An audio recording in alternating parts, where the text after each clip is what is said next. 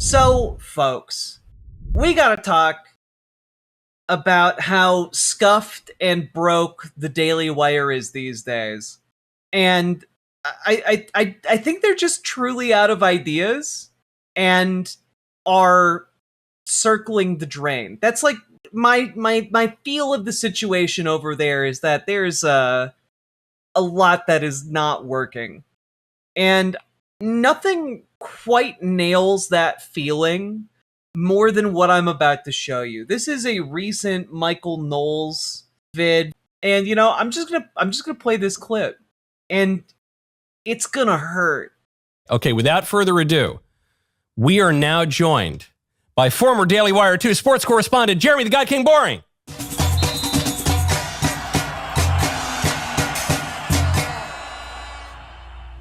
Yeah, everybody, that's right. Jeremy Boring, the guy who no longer works at the Daily Wire, is back. You all remember and love Jeremy Boring for his work on the show. I already forgot what it's called. I want to say it's called Merlin, but that's a show that isn't made by the Daily Wire. He made the Pendragon Cycle. That's right. Here he is. Are you guys ready for the best conservative comedy you've ever heard? Gird your loins. Bada bazing, bada bazoom. I'm sorry, Laurel, and yowza. Michael, another 4 years have come and gone, and you know what that means. No, I'm not talking about another war in the Middle East, although, yeah. And I'm not talking about another most important election of our lifetimes, although, sure, we had one of those too. No, I'm talking about another Federal Emergency Management Agency World Cup FEMA! That most beautiful of all competitions in which the sundry nations of the world, both Muslims and, well, those from countries about to become Muslim, put forth the best players they can possibly import from the third world. We're running back and forth, kicking human skulls into nets while occasionally falling down and playing the victim is still considered aspirational sport play, mostly because the people of those nations can scarcely afford the net. Like, it's incredible to me that, like, we've played approximately 1 minute of their attempt to do a bit. And in that 1 minute, he's already said most of the competitors in the World Cup are savages who kick human skulls for soccer balls and can't afford netting. Like, in less than a minute, he's doing effectively what would have passed for stand-up comedy in, like, the 1820s. This year, 40 of the 48 countries in the contest have non-citizen players, which is a perfect microcosm of the broader trend of reverse colonialism currently destroying the once great nations of the West. Ah, yes, reverse colonialism, which I guess in his, like, that would just be colonialism, number one. And number two, people coming into your country as refugees isn't colonialism. Like, I'm just genuinely, like, I'm breaking in a way that's... Why does he sound like a racist cyberpunk radio announcer? Because he basically is one. That's basically what they've had to do to try and survive as, like, a network. But, like, look at Michael Knowles doing his best to try and act like someone who's trying not to laugh. Like, the bit isn't funny. You may remember old colonialism, Michael, where wealthy countries with good ideas such as human rights, functional plumbing, and not marrying your cousin exported those good ideas to poorer countries with worse ideas, thus lifting the poorer countries imperfectly and sometimes exploitatively out of the prehistoric cycles of rape, violence, and poverty that had always defined them and toward the bright white light of civilization.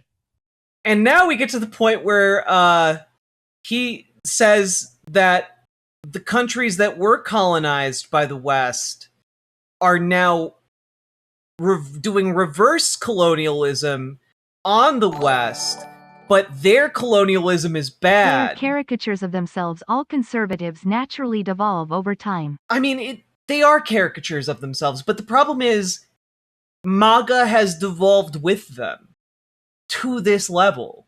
Like, this is truly disgusting in a lot of ways. Number one, let's just break this down a little bit. You know, let's just break this down. and perfectly good ideas to poor human rights, functional colonialism, Michael, where wealthy countries with good ideas such as human rights, functional plumbing, and not marrying your cousin. And just want to point out the idea of not marrying your cousin was not a core Western value at the time colonialism began. Just to be very clear, folks that were colonized were already very comfortably not marrying their cousins, but folks in the West, like you open up like some kind of like Victorian romance novel or something, and like, goddamn, they'd be marrying their cousins all the time. You know, This is what passes for comedy in the MAGAverse. this is absolutely what passes for comedy in the MAGAverse. All right. Also worth noting that, like, when we talk about functional plumbing, so just as an FYI, the Broad Street pump disaster took place in 1854, well after colonialism and had taken place, you know, or had begun taking place, rather. And just want to remind y'all that folks in the Beacon of the West, which at the time would have been considered, you know, not the United States, but rather the British Empire, they were solidly confused as to why people kept getting sick around the Broad Street pump. Why there just came waves of cholera throughout all of London. It's because they kept shitting in their own water. It's because shit kept going into their water supply and coming out of their taps from which everyone would go to fill up their water. Now, I will say this to folks in colonized countries: they were smarter than folks in the West who were shitting in their own water supply. Folks who were colonized generally weren't doing that. That was like a London thing. That was like a British thing at the time. And I just, like, when we're talking about this, the idea that, like, oh yeah, we brought the people in Africa plumbing.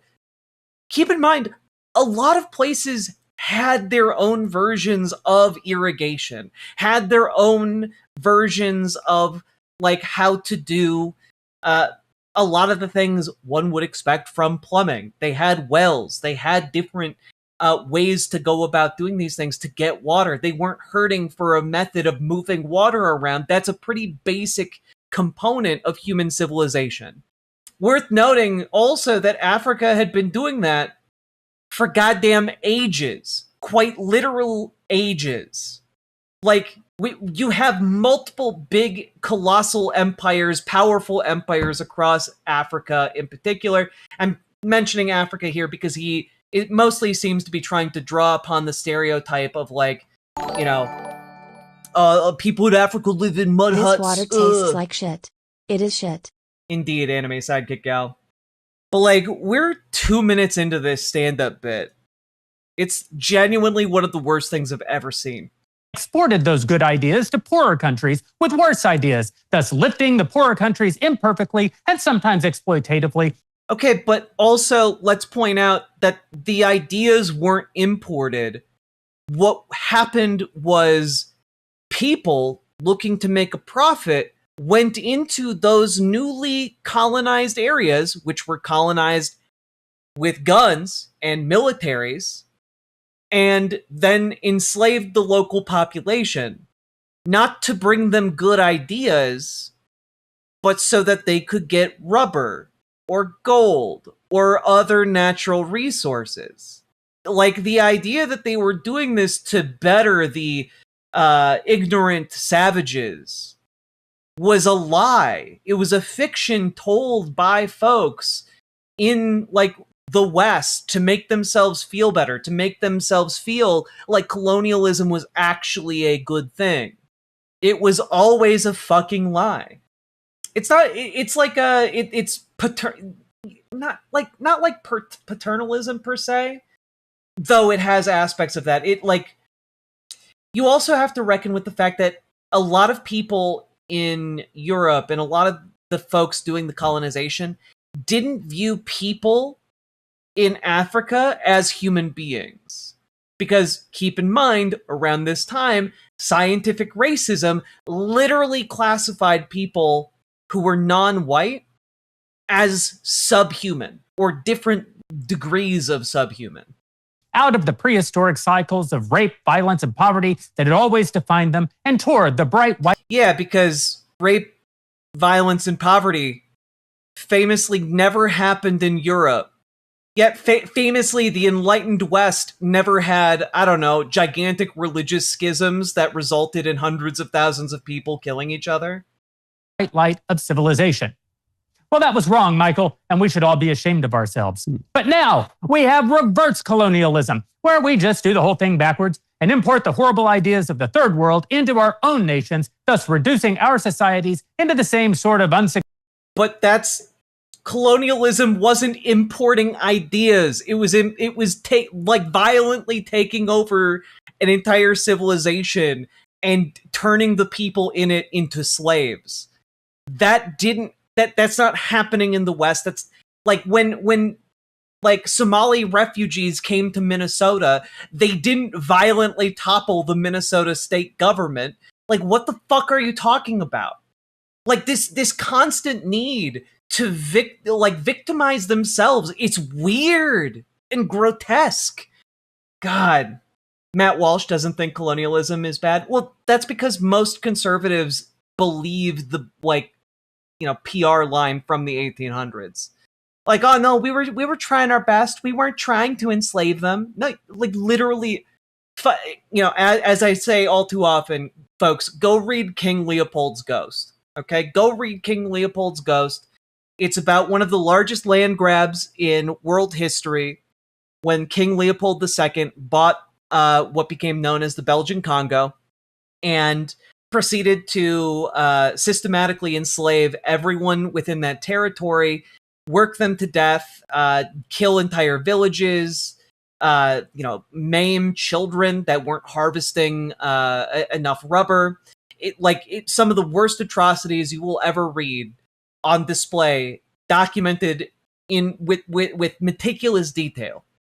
And you cannot read that book. You cannot read about the horrors of colonialism and not understand that what they are doing here as a bit is absolutely grotesque. Successful and demonic hellholes that we used to conquer like gentlemen would. And unlike old colonialism, new colonialism is fully Christian housewife approved. As soccer, the British rape gangs, and Candace Owens' ratings make disturbingly clear.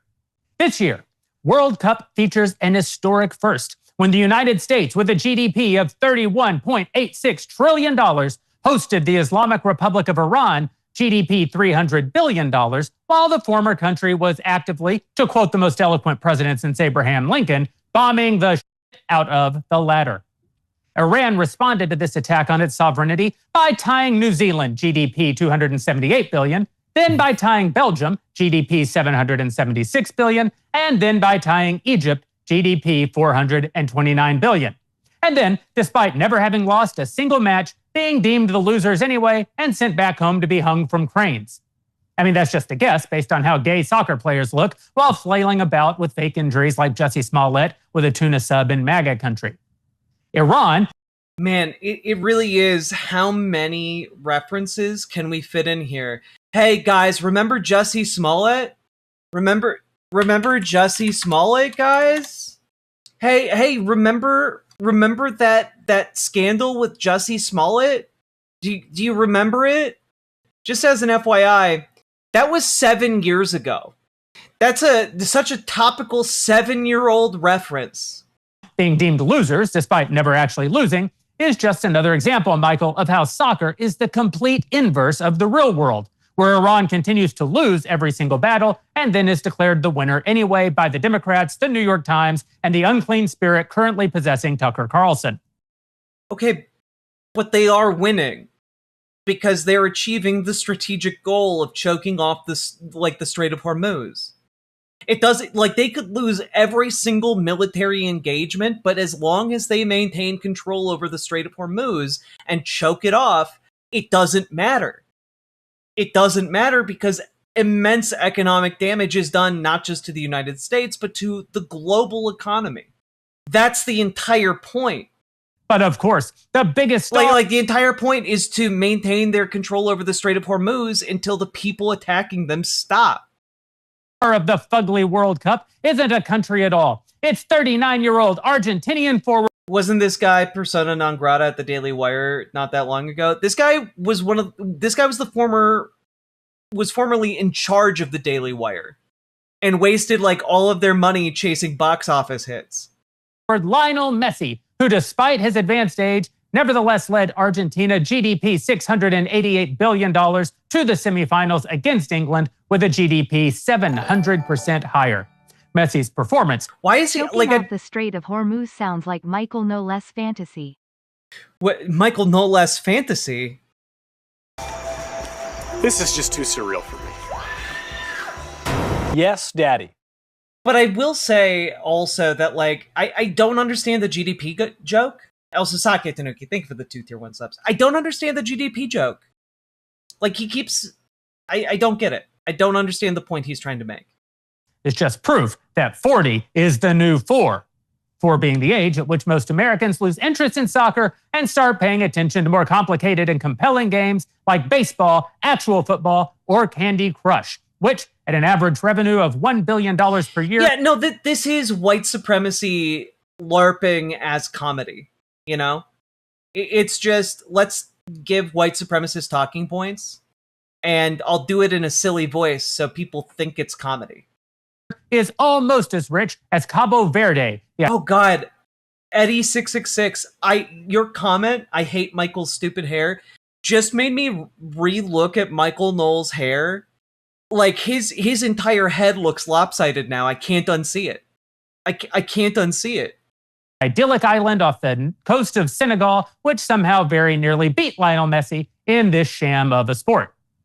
Still, even the absurdity that is soccer isn't enough to take all the shine off the good old US of A, as soccer fan turned Instagram influencers from around the world have discovered during their pilgrimage to our golden shores.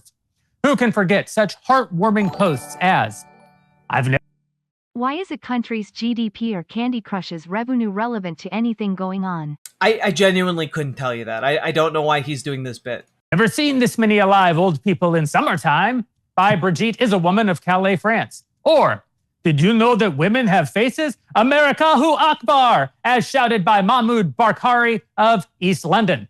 And of course, this gas station produces more value than my entire country, declared Carlos Barros of, you guessed it, Cabo Verde, who again has a GDP lower than the actual annual revenue of Buc-ee's.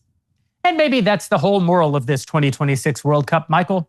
If a well-loved American gas station outperforms entire nations in value creation and brisket smoking, why are we so eager to embrace a competition where no amount of personal skill or personal greatness can consistently produce more points than Haiti or Ghana or the Democratic Republic of Congo? Why? It's almost as if this entire charade is a leftist humiliation ritual coupled with a Duganist multipolarity project, but only in sport form. I don't even have a closing joke. No, it's just a sad socialist. You were telling jokes? I am truly baffled here. Egalitarian self-flagellation. We should be ashamed.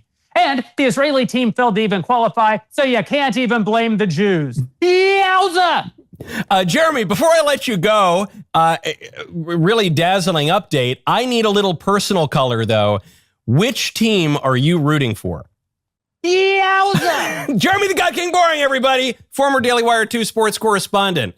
I personally am rooting for the Danbury Little Kickers. I think they're my top soccer team of them all. I will say, Michael, get some like better air conditioning or something. Like the sweat on your upper lip has been distracting me. Like it's gross. That was physically harmful. It was. It was truly awful. It's soul destroying. It's soul destroying. You know, it's not the AC. He's aroused. Sometimes I wish the elderly would just die. Indeed. I wish I had like more thoughts to like close this out, but it's just like, you know, the mask has come off of conservatives to such an extent that like they're just stating what they actually believe in silly voices now. And like what they actually believe is disgusting gutter racism that would be right at home at a Klan rally. You know? I don't know. I think that we just generally deserve better than that as a country, as people, as human beings. I'm of the belief that we can do better than people who would kowtow to the Klan. And I'll leave it at that. Folks, get organized. Make sure these people don't gain more power. We need to crush these people into utter cultural and political irrelevance. Okay? So join your local Dems, join your local DSA, and if you need help doing that, join our Discord, reach out to GamerG for help with your local DSA, reach out to Dragonfly for help with your local Dems, and folks, if you got anything out of this, hit the like button, hit the subscribe button, leave a comment, let me know what you thought of that comedy, and also that comedy from the hit writer, director, and producer of the film Lady Ballers, that box office sensation that made like $5 and while burning millions. Let me know what you think about that. Anyway, last but not least, check out ImogeneOlivia.com, gender euphoric lingerie designed from the ground up for trans femmes, tested with cis men, cis women, non-binary folks, and trans men. It is comfortable, sexy, non-tucking lingerie, and you know what? You should buy a set just to make the Daily Wire angry, because nothing would really piss them off quite like a successful company catering to trans people. All that being said, got anything out of this? Let's keep on going. Riverboat Jack is coming to town. All the viewers gather round. Twitch and YouTube and swishy streams. All that content is bursting the seams. Politics, gaming, and plenty more. Your sense of fashion you'll adore. So grab your stuff and hop aboard. We're going straight to Jack's Discord. Riverboat Jack.